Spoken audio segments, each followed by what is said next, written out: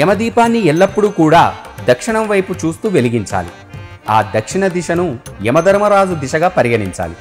ఈ దిశలో దీపం వెలిగించడం వల్ల ఆ యమధర్మరాజు సంతోషిస్తాడు. అన్ని భయాల నుంచి కూడా ఉపశమనం కలిగిస్తాడు. భక్తుల కోరికలన్నీ కూడా నెరవేరుస్తాడు యమధర్మరాజు. యమదీపం వెలిగించడానికి నియమాలు. యమదీపం 4 వైపులా ఉండాలి. 4 వ్యక్తులతో వెలిగించాలి.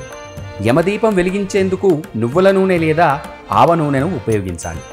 దీపం వెలిగించిన తర్వాత దానిని ఇంటి బయట దక్షిణం వైపు పెట్టాలి. దీపం వెలిగించేటప్పుడు కుటుంబ సభ్యులందరూ కూడా దీర్ఘాయుష్యుతో జీవించాలని, అన్ని కష్టాల నుంచి విముక్తి పొందాలని ప్రార్థించాలి. యమదీపాన్ని ఇంటి బయట దక్షిణ దిశలో పెట్టాలి. ఈ దీపాన్ని దానం చేయడం వల్ల ఇంట్లో ఎల్లప్పుడూ కూడా ఆనందం, శ్రేయస్సు ఉంటాయని, అకాల మరణ భయం ఉండదని కూడా భక్తులందరూ నమ్మాలి.